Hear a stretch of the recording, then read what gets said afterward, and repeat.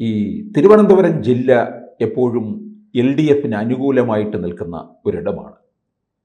ഇതിൽ ഇപ്പം തന്നെ നമുക്കറിയാം 2021 13 ഇടങ്ങളിൽ LDF, ഒരിടത്ത് മാത്രമാണ് UDFന് ഇടം കിട്ടിയിട്ടുള്ളത്.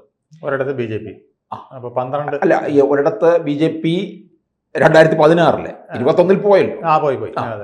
അപ്പോൾ ഇനിയിപ്പോൾ തിരുവനന്തപുരം ജില്ലയിൽ നമുക്കറിയാം BJP ആണ് വലിയ മുന്നേറ്റം കുറിക്കുക എന്നൊക്കെ പറയുന്നുണ്ട്. പ്രത്യേകിച്ച് തിരുവനന്തപുരം കോർപ്പറേഷൻ കിട്ടിയിരിക്കുന്ന ഒരു സാഹചര്യത്തിൽ ഈ തിരുവനന്തപുരം ജില്ലയിൽ വരുന്ന നെടുമങ്ങാട് മണ്ഡലത്തിലേക്ക് നമ്മളൊന്ന് വന്നാലേ, നെടുമങ്ങാട് മന്ത്രിമണ്ഡലമാണ്, CPIയുടെ സീറ്റാണ്.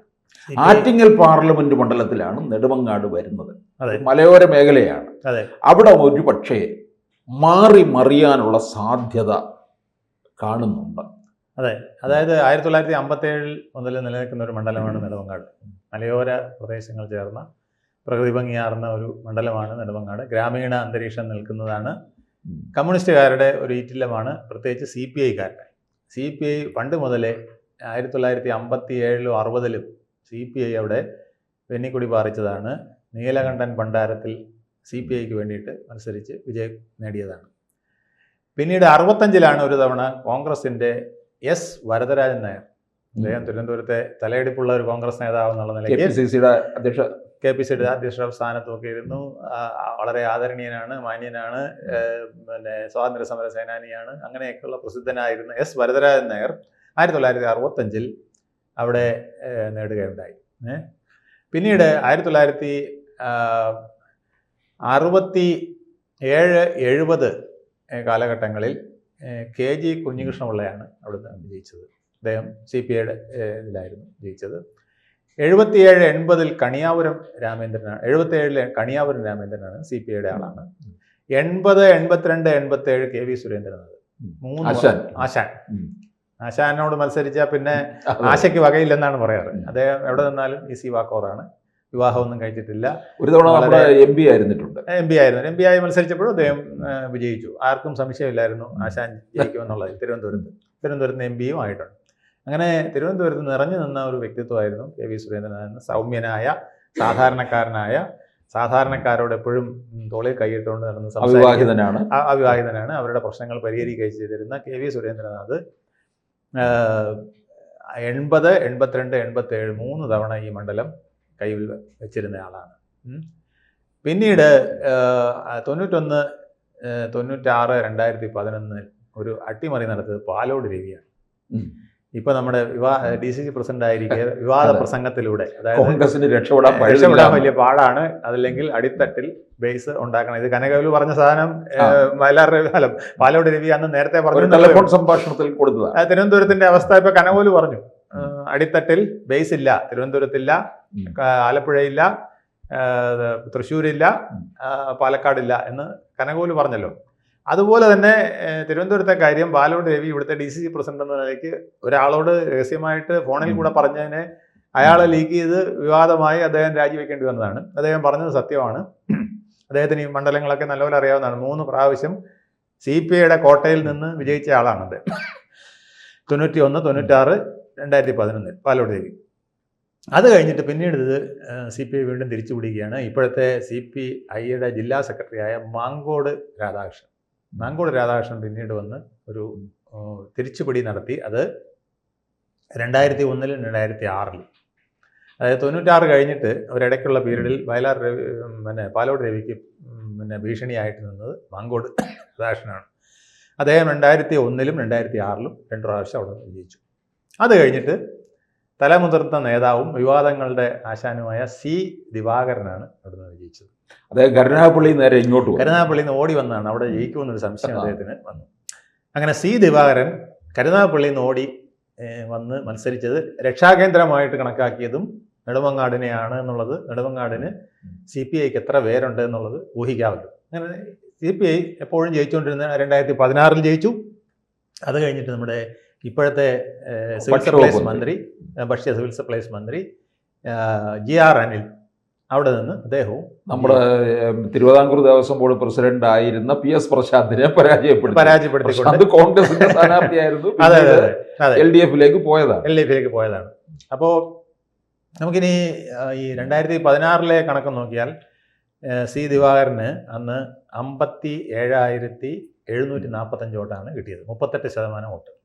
പാലോട് രവിക്ക് 54,124, അതായത് 3,621 വോട്ടിന് പാലോട് രവി അദ്ദേഹം തോൽപ്പിക്കുകയാണ് ഉണ്ടായത്. അന്ന് BJP അന്ന് VV രാജേഷാണ് അവിടെ മത്സരിച്ചത്. 35,199 വോട്ട് പിടിച്ചു. നല്ല വോട്ടാണ്, ഭയങ്കരമായ വോട്ടാണത്. അതായത് രണ്ടാമത് വന്ന പാലോട് രവിയേക്കാൾ ഏതാണ്ട് 15,000 വോട്ടിൻ്റെ വ്യത്യാസമേ ഉള്ളൂ അദ്ദേഹത്തിന്, 15,000-ൽ പരം വോട്ടിൻ്റെ വ്യത്യാസം. അതിന് VV രാജേഷ്, ഇന്നത്തെ മേയർ, തിരുവനന്തപുരം BJP മേയർ, അവിടെ നിന്ന് വലിയൊരു മുന്നേറ്റം നടത്തുകയുണ്ടായി. ഇത് കഴിഞ്ഞാൽ പിന്നീട് 2021 നടന്ന മത്സരമാണ്. അന്ന് GR അനിൽ അവിടെ മത്സരിച്ചപ്പോൾ അദ്ദേഹത്തിന് കുറേ കൂടെ വോട്ട് കിട്ടി. 72,742 വോട്ടാണ് കിട്ടിയത്. അന്ന് ഇന്നത്തെ ദേവസ്വം ബോർഡ് പ്രസിഡൻ്റായിരുന്ന PS പ്രശാന്ത് ആണ് അവിടെ മത്സരിച്ചത്. അദ്ദേഹം കോൺഗ്രസ് ആയിരുന്നു. കോൺഗ്രസിൽ നിന്ന് ചാടിയാണ് CPM-ൽ പോയി. CPM അങ്ങനെ അനുകൂലമാക്കി അദ്ദേഹത്തിൻ്റെ വരവിന് ഒരു നന്ദി സൂചകമായിട്ട് കൊടുത്തതാണ് ദേവസ്വം ബോർഡ് പ്രസിഡന്റ്. അങ്ങനെയാണ് ഇപ്പം SITയുടെ ചോദ്യം ചെയ്യലിന് ഇരയായി നിൽക്കുന്നത്. ഈ ആറ്റിങ്ങൽ പാർലമെന്റ് മണ്ഡലത്തിലാണ് ഇത് വരുന്നത്. ആറ്റിങ്ങൽ പാർലമെന്റ് മണ്ഡലം. അപ്പം ഇതിനകത്ത് BJPക്ക് വലിയ നോട്ടം ഇട്ടിട്ടുള്ള ഇടമാണ്. കാരണം അവിടെ എപ്പോഴും അവിടെ ആറ്റിങ്ങലും കാട്ടാക്കടയുമാണ്. അപ്പൊ ഇവിടെ PS പ്രശാന്തിന് കിട്ടിയത് 49,433 വോട്ട്. അതായത് അവർ തമ്മിൽ അന്ന് ഭൂരിപക്ഷം കൂടുതലുണ്ട്.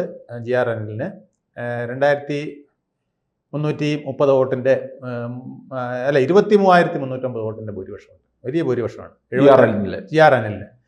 72,742 49,433 ആയിരുന്നു. അന്ന് JR പത്മകുമാറാണ് BJPക്ക് വേണ്ടി മത്സരിച്ചത്. അദ്ദേഹത്തിന് ഈ VV രാജേഷ് പിടിച്ച പോലെ 35,000-ഓളം വോട്ടൊന്നും പിടിക്കാൻ പറ്റിയില്ല. അദ്ദേഹത്തിന് 26,861 വോട്ടാണ്. അത് VV രാജേഷിന് അവിടെ വ്യക്തിബന്ധങ്ങൾ ഉണ്ടെന്നുള്ളതാണ്. VV രാജേഷ് ഒരു മിന്നും കാൻഡിഡേറ്റ് ആണെന്നുള്ളതാണ്. അതായത് ഇത്തവണ നിയമസഭയിൽ നമ്മുടെ തദ്ദേശ സ്വയംഭരണ തെരഞ്ഞെടുപ്പിൽ നഗരസഭയിലേക്ക് BJP നിർത്തിയ മിക്ക കാൻഡിഡേറ്റ്സും പല വിധത്തിൽ വ്യക്തിത്വമുള്ളവരായിരുന്നു എന്നുള്ളതാണ് അവർക്ക് കൂടുതൽ വോട്ട് കിട്ടിയതിൻ്റെ ഒരു കാരണം. അല്ലാതെ BJPയുടെ ഫുൾ ബേസ് അല്ല. ഫുൾ ബേസ് ആണെങ്കിൽ അവർക്ക് ഇതുപോലെ ജില്ലാ പഞ്ചായത്ത് കിട്ടണ്ടേ, ബ്ലോക്ക് പഞ്ചായത്ത് കിട്ടണ്ടേ? അത് കിട്ടിയില്ല. ഈ BJP ജയിച്ച നഗരസഭയുടെ പരിധിക്ക് പുറത്തു വരുന്ന ചില സ്ഥലങ്ങളുണ്ടല്ലോ, അവിടെ ഒന്നും അവർക്ക് വലിയ നേട്ടം ഉണ്ടാക്കാൻ കഴിഞ്ഞിട്ടില്ല.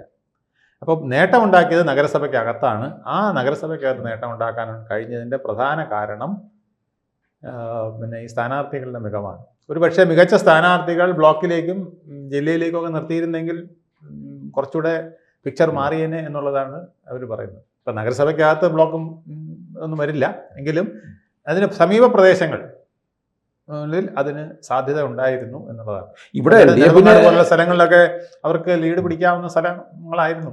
LDFന് എന്തെങ്കിലും അടിയറവ് വെക്കേണ്ടി വന്നു കഴിഞ്ഞാൽ അത് CPIയുടെ നിലനിൽപ്പിന്റെ പ്രശ്നമാണ്. CPIയുടെ സീറ്റായിരിക്കും പോകുന്നത്. അപ്പോൾ തദ്ദേശ സ്വയംഭരണ സ്ഥാപന തെരഞ്ഞെടുപ്പ് വന്നപ്പോൾ അവിടെ അവർക്ക് ഭൂരിപക്ഷം വളരെ കുറവായിരുന്നു എന്നുള്ളതാണ് നെടുമങ്ങാട് ചിത്രം കാണിക്കുന്നത്. അവിടെയാണ് കനകോലുവിൻ്റെ ചില കണക്കുകൾ. കനകോലു പറയുന്ന ജില്ലയിൽ ഒന്നാണ് തിരുവനന്തപുരം.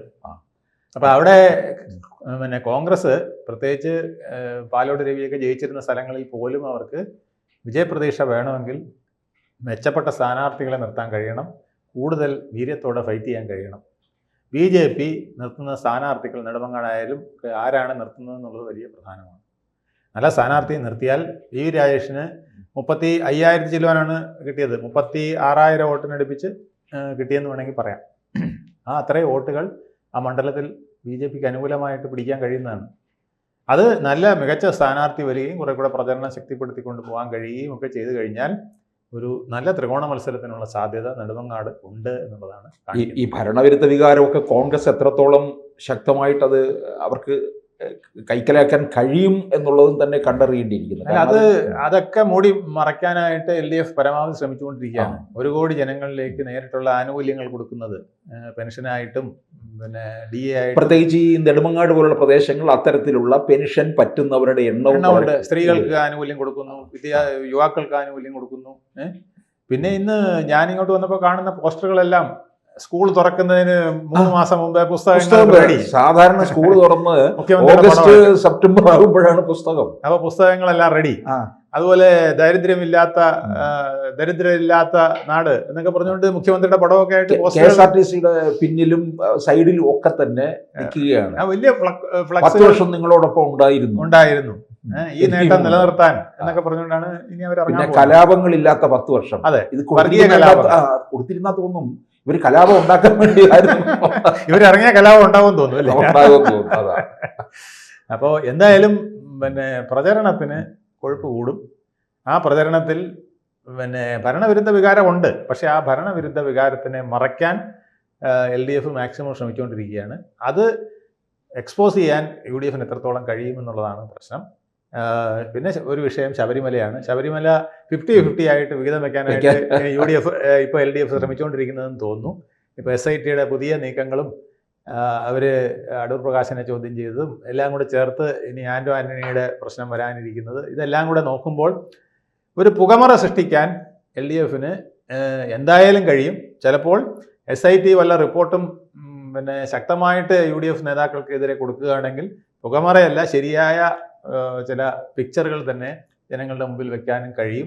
അപ്പോൾ അതുകൊണ്ട് കനകോലു പറഞ്ഞത് വളരെ പ്രധാനപ്പെട്ടതാണ്. മത്സരം കടുക്കും. പ്രത്യേകിച്ച് ഈ അദ്ദേഹം പറഞ്ഞ തൃശ്ശൂർ, പാലക്കാട്, ആലപ്പുഴ, തിരുവനന്തപുരം എന്ന് വേണ്ട. അപ്പോൾ നമ്മൾ പറഞ്ഞ ഈ 10-28 മണ്ഡലങ്ങൾ 1200 താഴെയുള്ളതിൽ ഒന്ന് പെടുന്നതാണ് ഈ നെടുമങ്ങാട്. നെടുമങ്ങാടിൽ ഇച്ചിരൂടെ വ്യത്യാസമുണ്ടെന്ന് തോന്നുന്നു. എങ്കിലും നെടുമങ്ങാടും വളരെ ടൈറ്റ് ഫൈറ്റ് വന്നാൽ, ത്രികോണ മത്സരം വന്നാൽ 2026 ആരാണ് കേരളം ഭരിക്കുക എന്ന് നിശ്ചയിക്കുന്ന ഒരു 10-15 മണ്ഡലങ്ങളിൽ ഒന്നായിരിക്കും നെടുമങ്ങാട്. അപ്പോൾ നെടുമങ്ങാടിലെ മത്സരം, നെടുമങ്ങാടിലെ സ്ഥാനാർത്ഥി, നെടുമങ്ങാടിൽ 3 മുന്നണിയും ഇറക്കാൻ പോകുന്ന രാഷ്ട്രീയ പ്രചരണം, തന്ത്രം, ഇതൊക്കെ വളരെ പ്രധാനപ്പെട്ടതാണ് എന്നുള്ളതാണ് ഇത് കാണിക്കുന്നത്. കൂടുതൽ വാർത്തകളും വിശേഷങ്ങളും നിങ്ങളിലേക്ക് എത്താൻ ABC മലയാളം സബ്സ്ക്രൈബ് ചെയ്യുക, ബെൽ ബട്ടണും അമർത്തുക.